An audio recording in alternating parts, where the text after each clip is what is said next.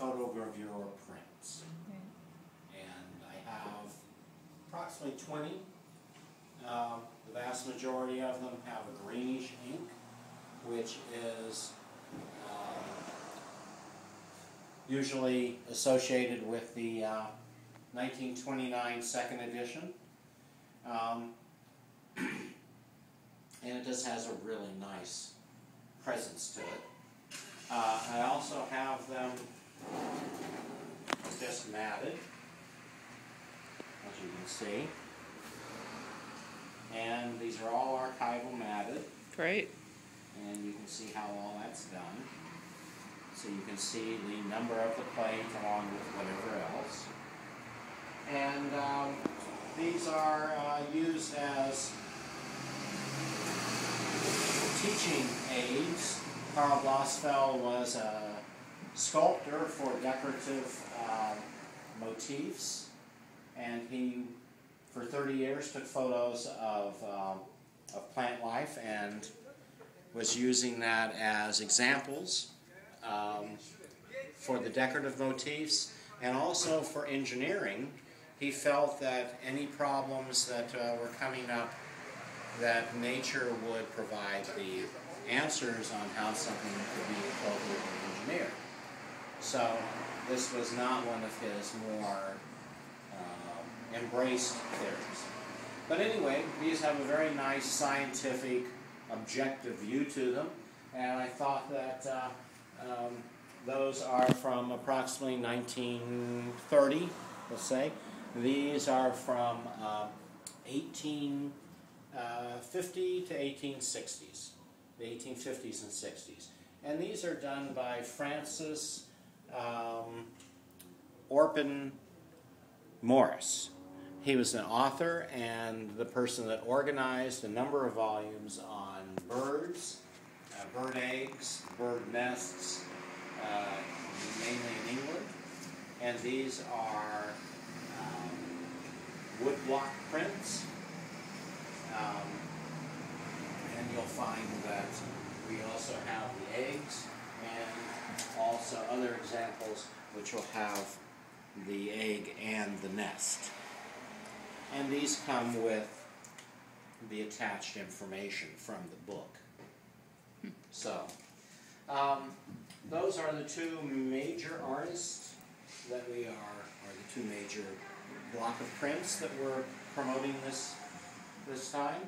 I also have some other objects that would go along with this in my mind, and this is mainly dealing with a more straightforward, objective, somewhat stripped back approach to design. And I think that this taupe Westinghouse refrigeratorware canister is a very good example of bringing things back to its basic shape, and very simple, very direct, just like the prints, the eggs. I also have a very nice ostrich egg, some hand-thrown ceramics.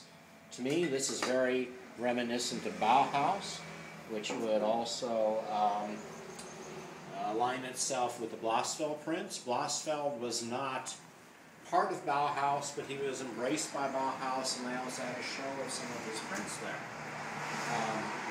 And Bauhaus was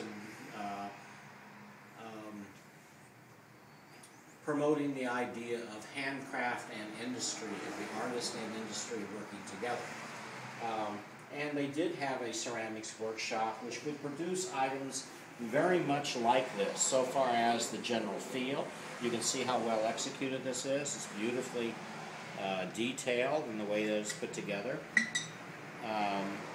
And just so far as the shape and general feel, this would have a Bauhaus feel to it, to some degree.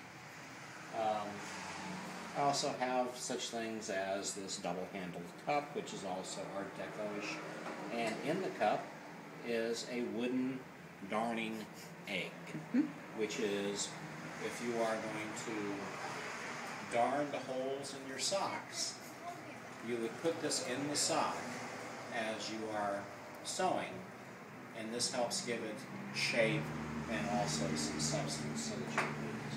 This is also one, and we have egg cups to go along with the egg prints. We have one in plastic also. These are between 20 to 50 years old. We have a Chinese mudman and also a Japanese teacup with some very nice production hand glazing.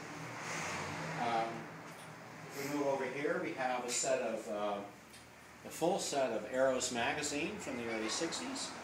These were produced by Ralph Ginsberg, who also did the magazine Fact, and this particular issue of Fact has some an article on Eros and also the artwork. So it goes very nicely with that. And here on the top, we have, again, getting back to this idea of the scientific and objective view and such. We have some lab glass, Pyrex beaker, and Pyrex flasks. We also have some hand-turned salt and pepper shakers in the shape of an egg, and some glasses in a larger and smaller size by Eva Zeisel, 1950s, put out by Federal Glass. Eva Zeisel has a very long career in designing, and I like her feel for the organic. This is also an Eva Zeisel. This is a creamer and sugar that we have. And to go along with that, we have Chemex, which is made out of laboratory glass and a whole laboratory feel. We also have this Pyrex carafe with a very nice nesting top in it. And also another carafe that I think was originally Scandinavian, but this piece is made in Spain. And it has this interior protrusion to put ice so that you can cool your drink. Sometimes these will be seen with a cork, other times not, but this is basically what this is here for. And this is another one of your darning things. Also German, very nice West German piece, which would make it after World War II, before 1980. This is probably from the 60s. Abstract glaze. This is made out of porcelain, and it's also covered with mud. Echoing some of the nature designs with this ribbing. We have a Swedish carafe. And then, so far as the tone and the texture and everything, we have a very nice raku piece with black ceramic and a grayish-white glaze that is crazed, thus rakuish.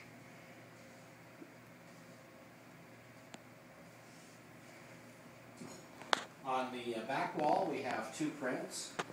One is called Seed, and the other is American Banner Stones, 5000 to 1000 BC.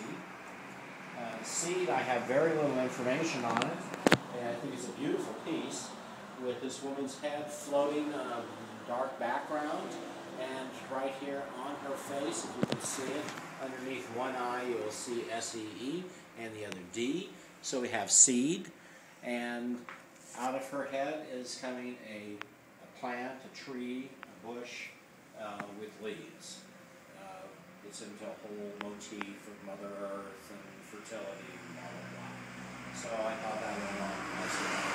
30 more. Got it. And the last piece that we have over here is the banner stones, which were American Indian pieces used in ceremonial